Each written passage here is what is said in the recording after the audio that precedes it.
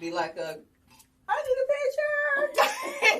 picture. The views and opinions expressed by the Real Teachers of Atlanta, LLC, are those of the podcasters and do not necessarily reflect the official policy, position, ideologies, or standards of any school district in any county in the United States.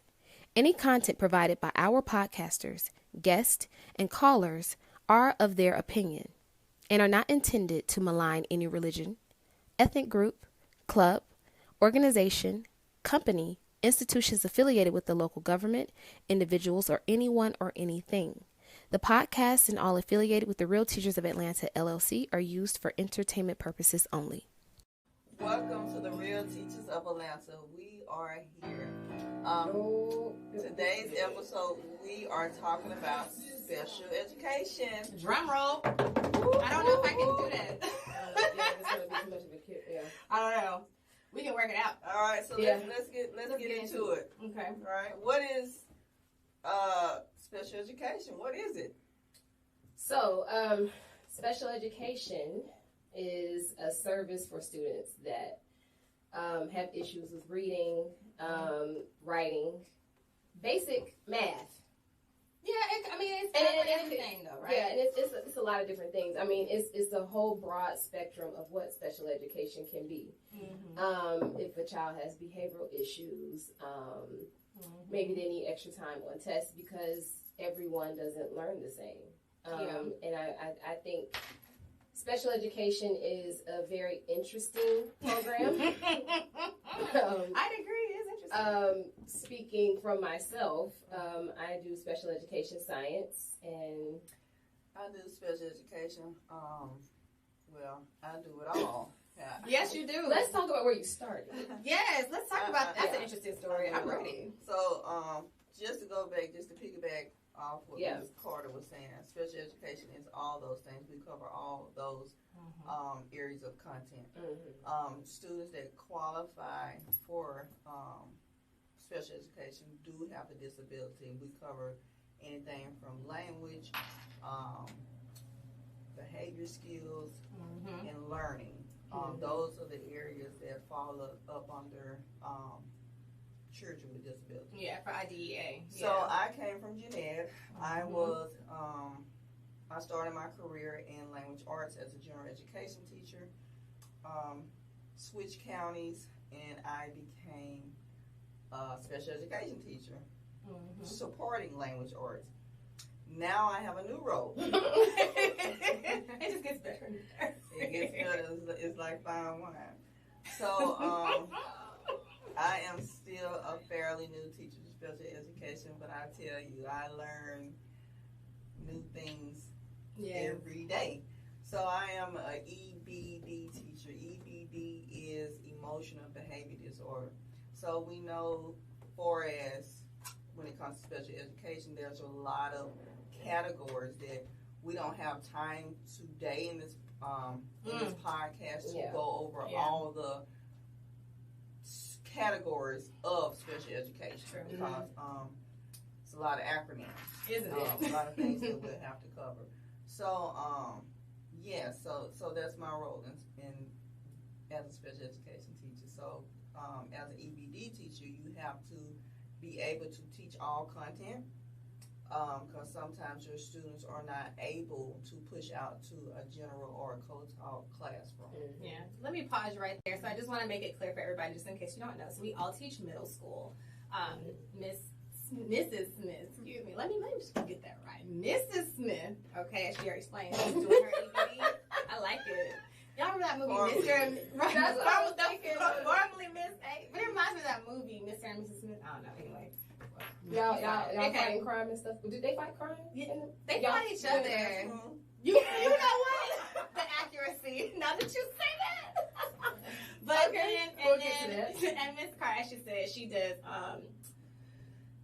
You're a co-teacher, special education teacher, but we're in a middle school setting. So I wanted to clarify because I'm Jeanette, but I have students who have IEPs, which is the documentation. Y'all correct me if I'm wrong because I don't have to write them, but these long documents of what. Explain what an IEP is. Okay, so it's may not know what an IEP is. True. So an IEP is an individualized educational program. Basically, it's for everybody.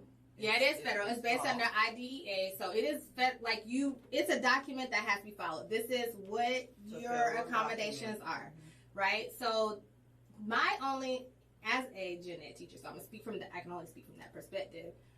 I follow those. I follow the accommodations that are provided within it, right? So I might have in a classroom of 35, I might have 10, 15 students who have IEPs, also 504s, though that's not really special ed, but they have accommodations as well. Right. So I have to understand what every single student's accommodation is. And then my co-teachers or the special education teacher in a middle school setting will then participate in the classroom and provide additional support to those students. So let me what's ask that you, experience? that's what I was just about to say. What is your experience with having a co-teacher and being a co-teacher? Because I've been on both sides. But I've also done gen ed for science. You did, yeah. So for me, coming from gen ed science, having a co-teacher, it sometimes didn't help. Sometimes it was just, myself in the class. I had one co-teacher many, many years ago. Let me be clear. I've taught at lots of different schools. Let me just say that. Yeah. She basically told me, hey, I'm finishing up my doctorate. I'll be in the back. I was like, girl, what? So every day, she... No, ma'am. But, yeah, so that's coming from that part. So switching over to the co-teacher setting, sometimes you have to convince your gen ed teacher, and I've taught at many different schools. Say that again. You have to convince your gen ed teacher that you're not special ed, that you're not slow. I don't need you to help me to do this. It's no hierarchy because I've been on both sides. Ooh, that's a good point. Let's talk about it. Can we talk about that part? So let's talk about that part. So go ahead. You want me to start? I was gonna say. I'll start. Okay. And then you chime in. So to get in that piece, speaking because I do have friends that are general education teachers that are in co-talk setting. Now, some of them have expressed, hey, I have this co-teacher, but she doesn't know the content. And I've been in that position as well, where I've been in a co-teacher in a classroom, and I'm not familiar with the content. Okay. Now, for me, I ain't, just going to be in the class and acting like I don't know what's going on. Right. You don't want to have that persona to your students. So, hey, sometimes you got to fake it till you make it, right? True. So there is still some assistance that I was able to offer my general education teacher. Right. Just because I did not know the content mean that I was not shouldn't be in that class not providing a service because I'm still advocating for my special education students. Not just you servicing all students, but you are in that classroom to advocate for your special education students. Right. So you may not know the content, but you're able to get some resources. You're able to get a graphic organized. You're able to make sure that your students are following along, that they're logged on in the places that they need to be. Right. Now, on the flip side. Well, hold on. Before you go to the flip side, because a lot of things were triggered. I'm not even going to lie to you. A lot of things were triggered for me. So one of the big things that as soon as you said it, okay. As a general education teacher, it is frustrating when the co-teacher doesn't know the content, but I think that the role is kind of twofold, and I feel like this part is what gets missed. Is you support the teacher, but you're supporting the general education teacher with your expertise, saying like you are the accommodations expert, right? And then you also support the teachers, but I feel like, and I'm speaking from my own personal experience, that is not always what happens. So for me, I found myself trying to learn about how to provide these accommodations because... And you should. But what I'm saying is, not because I didn't want to, just because I wanted to know or I wanted to be able to do it myself, but because I didn't have that support. And that was from when I started teaching. You know what I mean? So I walked in the door with a co-teacher. And that relationship that you have with your co-teacher matters, and then also having someone who can kind of show you the ropes. Because just me going out to get the information, right? Like for me, I can go and take these extra classes. I can go and talk about, okay, let me learn about how to support a student who has a learning disability. Let me talk to a student who's maybe got challenges with writing or fine motor skills. I can learn those things. But if I have an expert in the room, I can read the book. But you know what I mean? Like, you can read the book, but it's different when you get in a hands-on experience from someone who really knows. And I feel like that's the part that doesn't kind of happen. Like, your co-teacher is like your partner in your learning how to support those students too. Yeah. Does that make sense? And I think Joy can support this as well. That's another, what I'm saying, force the flip side. Just because you have a special education teacher inside your classroom doesn't mean you don't need to know your total student. Sure. You need to know every student in that classroom. We are not the clutch, right? So if you have someone with a disability, you have a legal document that you have to follow. So every teacher in that classroom needs to know how to service the students. And a lot of times when there's a co-taught class, there's a special education teacher in the classroom. It is the expectations of the special education teacher is responsible for her group and her group only, or his or her group only, meaning she needs to know what's on that IEP, or if a kid is acting up, she goes with, or he goes with the co-teacher. Yeah, it's like the gen ed teacher doesn't really share that responsibility of the kid that acts up. Okay, typically. So but in the reality, I feel like, and I'm going to speak again, Jeanette. Right. The reality is the number of times that I have had to be in my classroom with all of my students that have all of these needs. We're not even going to get to the fact that it's a 50-50 split between who has an IEP and who doesn't in several classes. That's right. And my co-teacher is the substitute down the hall, because that's the reality of it. So we understand, like, now let's get down to the nitty-gritty, because I'm triggered. But to your point, let me get into it. But to your point, yes, the reality is this. So one side is this is how it should play out. This should be a partnership. You plan together, you work together. You know, that's the bull. That's what they feed you. That's the reality they feed you. That's supposed to happen. And I think, like, you know, we all work together. So yeah, I think that there are coaches that are great. There's special education teachers that are great at it, and general education teachers that are great at it. But the reality is, when you have classrooms that are full, overcrowded, you have more students than you got desks, because that's been for real. Right. And my co-teacher is now being pulled out of the classroom. There's still an expectation that student's IEP is fulfilled. So as a general education teacher, I always felt like, so how do I do that? How do I do this for 35 kids? And everybody needs something, whether they have the IEP or not. And some, you know, to chime in with you talking about the whole co-teacher experience, and you know, some of us have had great experience, and some of us, you know, as we're talking about co-teaching, some general ed teachers, like I said, in the beginning, right, the expectations that they have for the special education teacher. I don't think some general education teachers think that the special education teacher is knowledgeable of the content, because I can't even front. I know gen ed teachers. Yeah, they're just a body in the classroom. There are gen ed teachers that feel like that. This is my show. Correct. And I am the star. My name is on the door, not yours. You have another teacher in the room that may be more experienced, more knowledgeable than you, and it's supposed to be a partnership.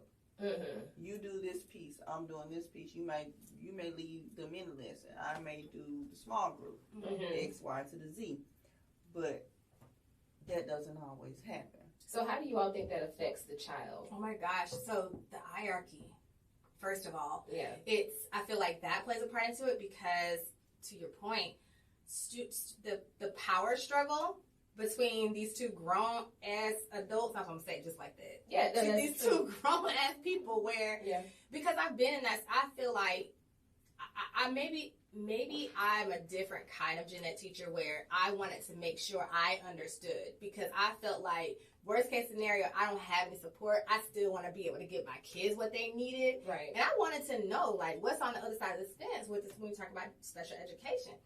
So I went and took the classes. I went and learned the things. I asked questions. I've asked you guys, how do you do different things? And I wanted to learn, because I felt like the more I knew, the better I could support and the better I could serve my students at the end of the day, right? And I also understood that shit. But I feel like when you have that power struggle, I think that is the most damaging thing. That's the one thing that makes it hardest, because the students follow that, right? So if we're fighting to be in control of this classroom or the gen ed teacher because my name is on the door, because the number of times I've heard that literally in school is, oh, it's my classroom. No, it's our classroom. The gen ed teachers say that to their coaches. I've heard it. Now I don't feel like that. Right. Is it my classroom? Yes. Am I responsible for students? Yes. Am I the person when they call them down there, they're gonna ask me? Sure, but that's not what it's about. It's not. Right. It's not about who owns that space. It's about being it's an ego thing. I mean, people use teaching as a way to flex their ego when it's really about the kids. Go ahead. Yeah, which makes me think about how much is special education really helping children? What do you all think about that? So, I'm gonna come back to that. Okay. But for you, Forrest, resource, right? Yes. She mentioned that what she did to go out and get support and learn exactly what special education. Yeah. I don't think that, just speaking on my experiences only, feel like there is enough support when it comes to special education for us, the teacher, right? Equipping her to what and how to service the kids. Like if something goes wrong, I'm telling you, or what are you doing X, Y to the Z, where you're not providing that support in the beginning before I'm put in this position. It's like it's a learn as you go type of situation. Yeah, it is. Now, just for you to say, for the question you had, how is special education helping students, right? Right. So we know that there's 15% of all of kids that are receiving disability across the board. Yeah. How is it helping students? I have so many. So in my opinion, it's kind of, I think I asked a loaded question, so I'll try to answer it this way.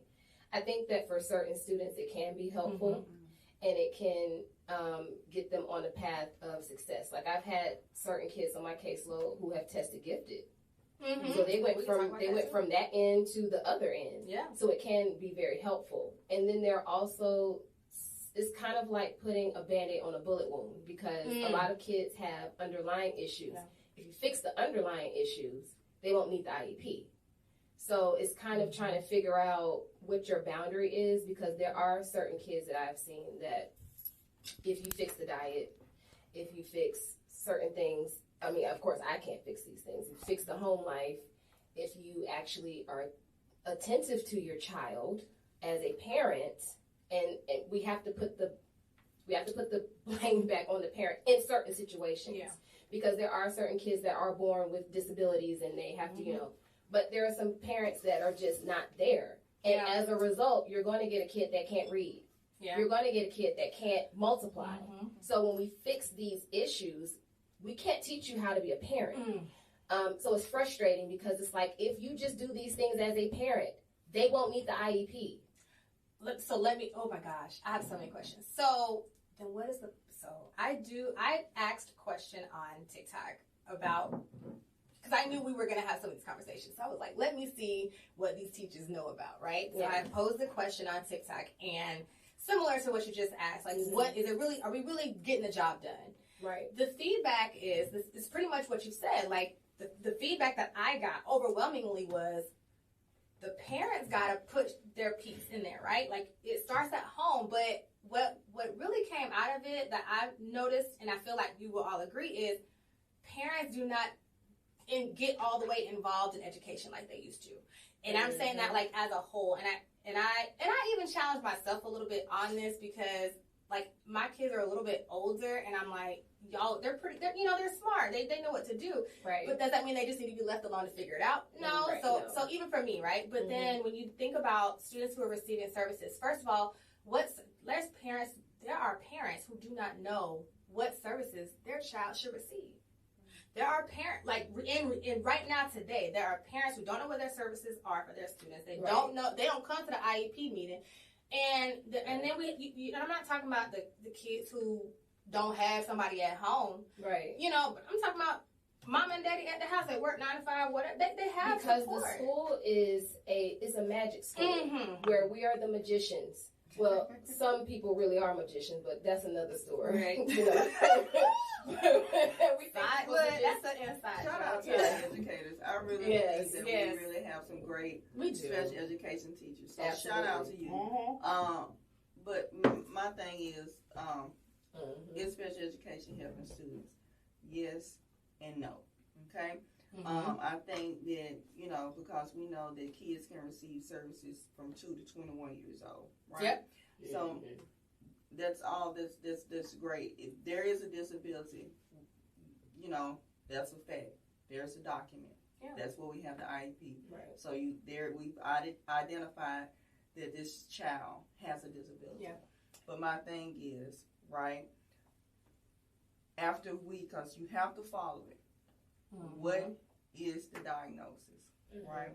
So my thing is when a child acts up, it's in his IEP or it's in her IEP, but the behavior is in the IEP, but there also is consequences, right? So when you have did the data, when you have follow the consequence, and when those consequences no longer work for that student, what is the next step?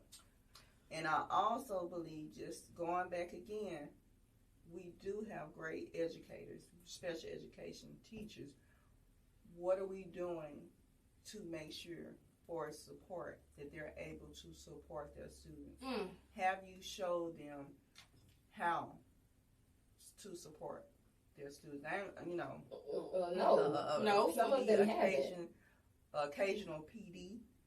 Once every 2 years, PD. You mean professional development? Once every 2 years. So I'm gonna say this, and I have a question I want you to answer. But just to finish that, I don't want to be told, it's in their IEP, so it's like a green card for you to show out. I'm glad you said act that way. No. That's right. We do have an IEP, but there are still consequences, because what I tell my students and what I'll tell anybody, the real world has consequences. And if we're not, it's okay to discipline. It's okay. We need to learn right from wrong. Yes, absolutely. The look on Joy's face said. I kind of want a story from you, Miss A, but I'm gonna let you Miss Smith. I know we're just saying. I'm gonna get used to it. Right. So I actually that was gonna be my question, is dealing with behavior in that co-taught setting. Do you think it's a class size issue? Do you think it's a knowledge issue on the teacher side? Do you what do you getting down to the nitty gritty? What do you think is? And that's what I'm saying. Yeah. Once you have followed the instructions of the IEP, follow whatever, if they have a bill or whatever it is that you need to follow. Right. After you have followed it, and my thing, when I'm talking about support, I'm not talking about support the teacher when something happens. I'm talking about support when. Before there is no support before she's in this position. So when a child acts up, I need administration or whoever is in leadership stop coming for the teachers, because we don't need any more. Any more classes or any more steps that I need? You know why they're doing that? They don't know what they're doing. But let's back up. Hold on. They don't know what they're doing. Yeah, because the admin ain't been a teacher. from the top down, and this isn't all APs, because I have met some really strategic APs. Yes, absolutely. They don't know what to do. My only recourse was to put him in that other class. You're not going to disturb my learning environment. And a student is not supposed to disturb. Exactly. Correct. Do you know that that is. Speak on it. Ooh, okay. Disrupting the learning. You can't get it out. Because it's so release. I'm trying. So y'all know how I am. I love the kids. I want what's best for everybody in the room. But let's talk about the behavior piece of it, right? Because ultimately I personally think it's more than like 75% of the behaviors that we talk about, whether they're from general education students or students being served under an IEP, a BIP, whatever, right, are from wanting certain type of attention. Or I have also found when students, but I've also found that some students are misbehaving because they don't know what's going on. But let's go back even before that. You said he reads on a second grade level. Yes, ma'am. But we're finding right now that across the board, there are many 6th and 7th graders still reading on a 3rd grade level. Like the last time they were in a full classroom. But true enough. But if I can't take that understanding of the content, because they got to read in math, science, social studies, language, arts, gym, wherever I'm at, I got to read it.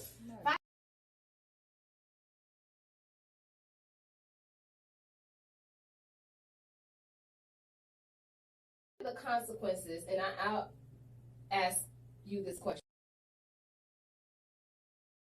What are the consequences of not preventing poor behavior in students? What happens when students don't get the consequences that they need in the school environment? Because we know she got outside. She got firsthand experience. Or that's I'm trying to put the story out. So this is a second career for me. So in my first career, you have repeat offenses. Right. So same as education, you have repeat. If I want to leave the classroom and I'm gonna go out and get a Coke and a chip and a smile, then guess what? The next day I'm gonna turn up the same way so I can get that Coke, chip. Can you elaborate on what you mean by Coke and a smile? Right. So if a student, let's say scenario, right?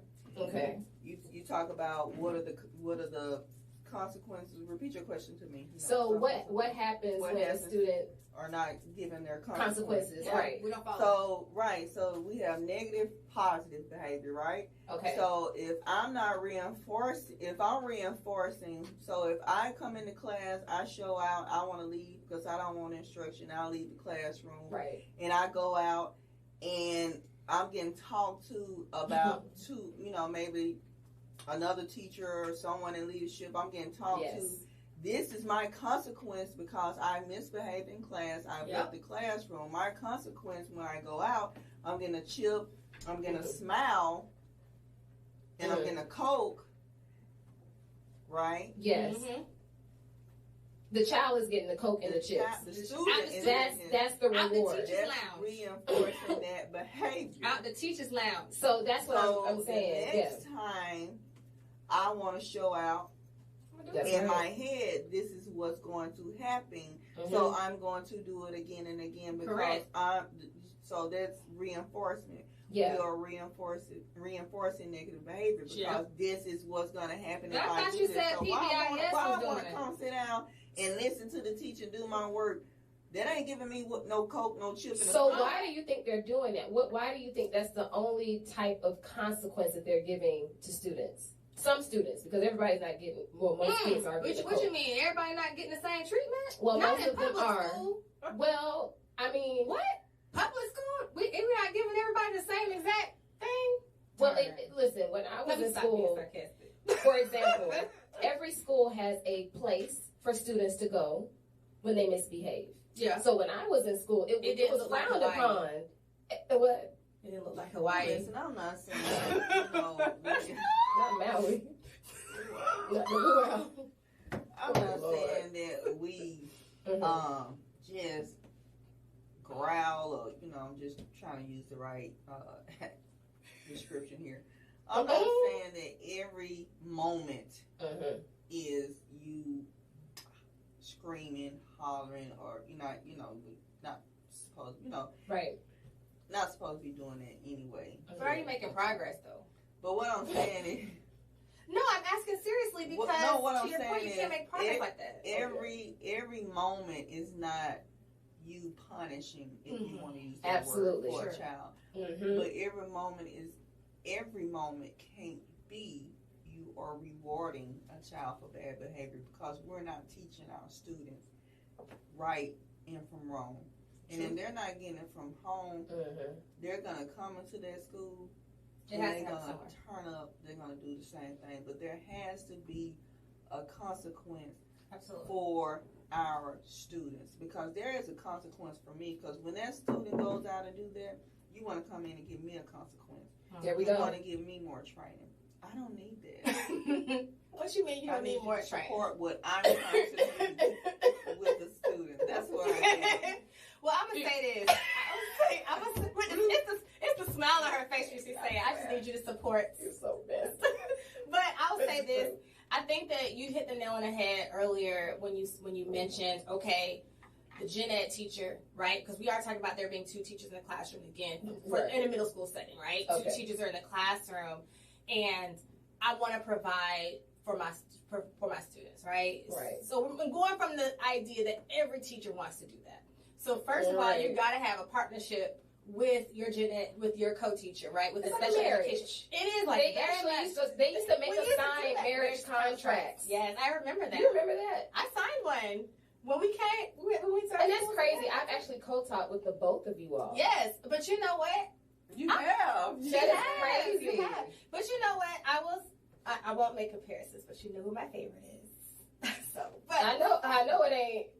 No, she is my favorite would be in a row. Oh, because I know it ain't. We don't do no training. We just said we. No, she said she co-taught with both. You mean between? Oh, I thought she meant I was saying who I co-taught with, you would be my favorite. But I will say that I think when it comes to that, I think you have a great point that there's not enough emphasis, or there's not a lot of support for a general education teacher to be given the tools to provide the appropriate supports for students who receive IEP and have accommodations. The other part of it is, I will say that many of the things that I learned to provide for students that have IEPs were the same or those same types of supports helped my students who were already struggling with that don't have IEPs. You know what I mean? Because sometimes those accommodations were things I could use in small groups to read teachers, or things that work for other students. And so I think that education is beneficial to everybody. So that's the first thing. The second thing is, I think that there's a lot of systemic things that happen that make it more difficult on both sides. And I think part of it is simple things, classroom size. So Georgia doesn't have a class size cap. A lot of states don't. Say that again. Georgia does not have a class size cap. So there's no mandate of how many students can be in your class. The only course that there is a class size cap for is PE. I haven't seen that. PE is the only course that Georgia says, hey, no more than 40 students to one teacher. But even that is too. I've experienced. Preach. I've seen it. Preach. So but the reality is that's the truth. You know what I'm saying? And at the end of the day, what is missing is that those students are not being given what they need. And then the other side is the home side. What supports? Because I know like a lot of middle schools have parent liaisons. Schools that are Title I from Georgia have a spot for a parent liaison.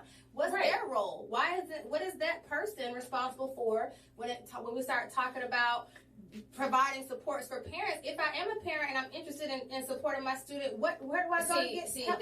And this isn't all parents, because we do have parents, and I've seen parents that are very much involved. But there's a correlation between parent involvement. There's a correlation between IEPs and also social economic status. Sure. Yes. Absolutely. The ability to be present in the home sometimes. Depending on how the child lives, if they live in poverty or not. Not to say that some children who live in upper middle class, they're not in special education. Right. But it's very unlikely because parents have access to tutors and yeah, I agree. That The type of more you thing. have access, that's a whole nother. yeah, because it matters. At the end of the day, special education can work. Right? Yes, it can. Like you said, co-teachers and general teachers, leave your egos outside Yes. the classroom. Establish a routine. Because I've been in the classrooms where they work, Mm-hmm. and I think again a lot of teachers get thrown. Well, now I won't say thrown, but sometimes you are thrown in special education and you don't have an idea what it is, right? A lot of teachers are in special education, but they do not know how to service their students. I need a position filled. I have a body, but they don't know how to actually service a student. And that's in a general education class as well, but that's a whole different topic. And what I mean with servicing the students, I'm not just saying following the IE. Know what the struggle is for that student. Yep. What possible or best resources you have that can help that child, become their best selves, right? Mm-hmm. I think that if we're supported on the piece where, because behavior plays a part, if we're supported in that behavior piece, I think there leaves more time for a teacher to actually sit down and think about the resources she needs to provide academically for that child. Yeah. If that makes sense. Yeah. Yep. I agree, and I think that there's so many parts to that, right? There is like the budgeting part. So I mean, I know we could dive into this 5, 6, 10 episodes and still probably not even get through all of it. But there's so many teachers pieces haven't in there. seen the money that special education is supposed to. So apparently that's So across where the does board. the money go? Who knows? But the teachers, So where admins does it go? admins know. Wink, blink, blink. What is that? Like this? Like where is that? But I think you hit the nail on the head. So what would you say? I know you touched on a little bit, just to kind of figure out, okay, what advice would you give to somebody that's in a co-taught setting or that's teaching in a co-taught setting, gen ed or special education? That's one. And the other part is, what advice would you give maybe to even parents? Like what would you tell them to do? And maybe even to the students. So 3 parts. Okay, you got it. Yeah. Okay, I'm sorry. I'm sorry. First question, and I want answer from everybody. Okay. So everybody gonna give me an answer. First question is, what supports would you offer, or what suggestions would you give to a teacher in a co-taught setting and a gen ed teacher to help with that relationship? So I'm not gonna as the cheer, no cap. Co-teaching was hard for me because I came from gen ed. So I'm used to doing my own thing, I'm used to teaching. I'm used to getting in that classroom and being responsible. So co-teaching has taught me that I had to give up some things. And one was I had to check my ego, right?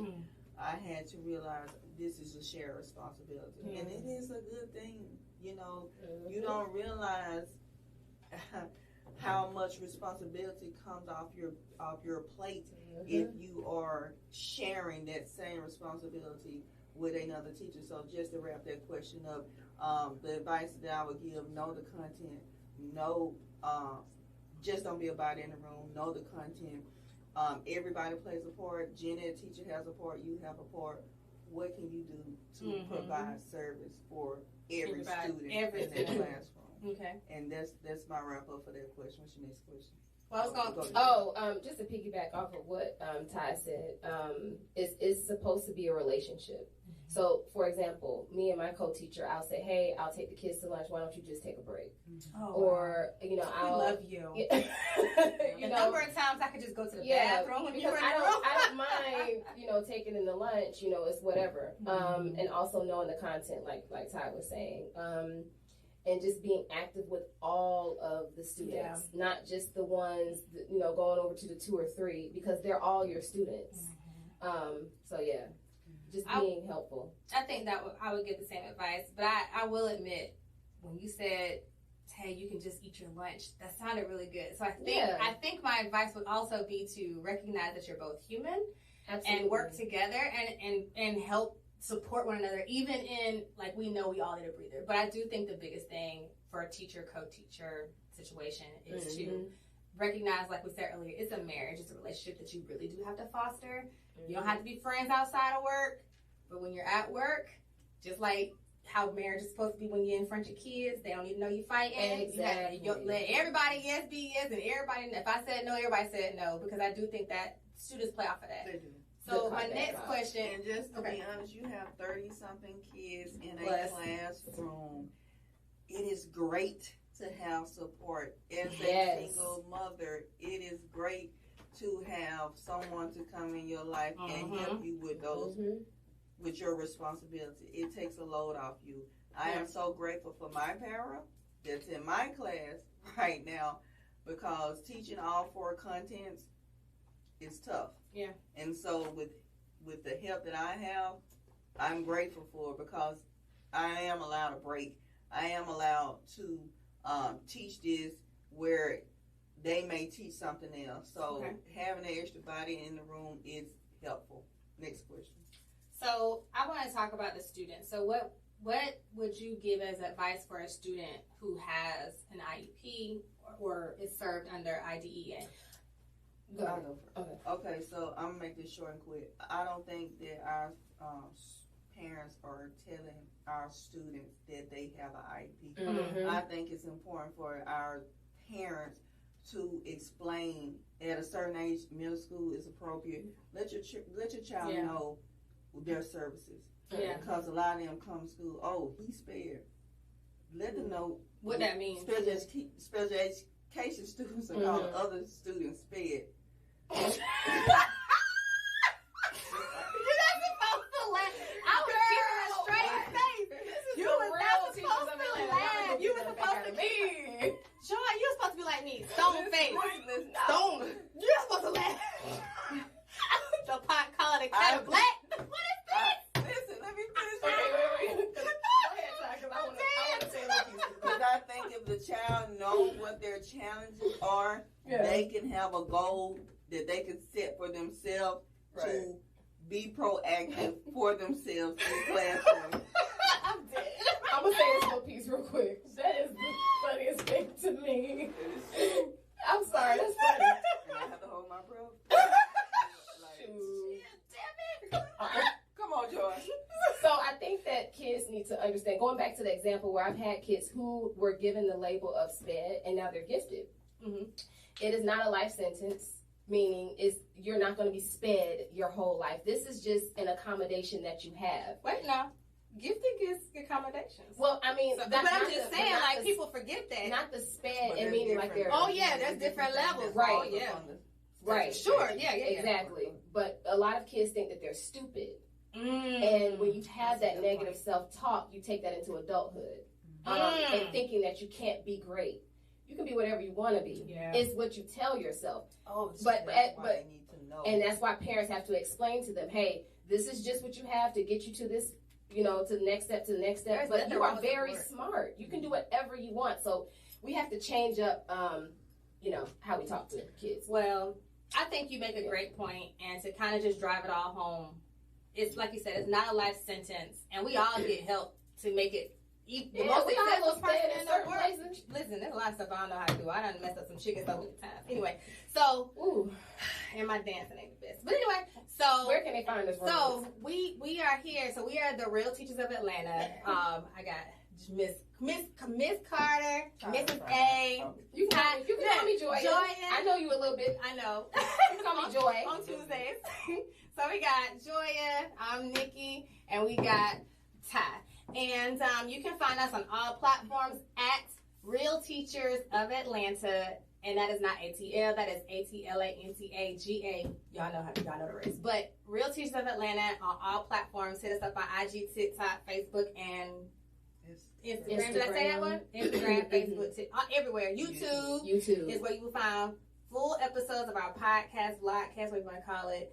So hit us up or miss out. Peace. Bye. Bye. Bye.